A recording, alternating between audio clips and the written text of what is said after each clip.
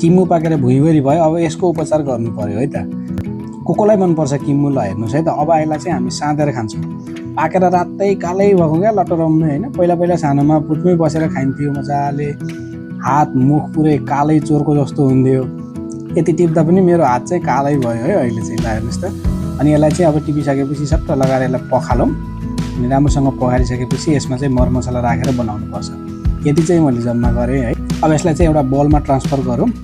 अनि यसमा चाहिँ हामीले नुन अनि अलिकति टिमुर है 4-6वटा स्वादको लागि चाहिँ, अनि 2वटा खुर्सानी टक्क पिरो बनाउनु पऱ्यो नि त। अनि यसलाई चाहिँ राम्रोसँग पिसेर मजाले मसला लाग्ने गरी यसलाई चाहिँ निकालेर मोल्नुपर्छ है। अनि यसलाई मोलिसकेपछि चाहिँ यसलाई फ्रेस नै खानुहोस् है। फेरि ढिला भयो भने यसले पानी छोड्छ, अलिक मजा आउँदैन। मैले पनि यो नुन खुर्सानी राखिसकेपछि चाहिँ यसलाई आनन्दले सबैतिर लाग्ने गरी मजाले मोलेँ है त। अनि मोलिसकेपछि चाहिँ यो यस्तो भयो कि कस्तो राम्रो देखियो होइन। हेर्दै खामखाम भइसक्यो। अनि मलाई चाहिँ कन्ट्रोल गर्नै सकिनँ। अनि मैले चाहिँ टक्क झिकेर यसको टेस्ट गरिहालेँ। आफूले मात्रै खाएर भएन, अनि साथीहरूलाई पनि म चाहिँ टेस्ट गराएको छु। उनीहरूले चाहिँ के भन्छन् है। मिठो छ। ओ कस्तो दामी यार, वाउ। पहिला खाऊ अनि कस्तो छ भन न।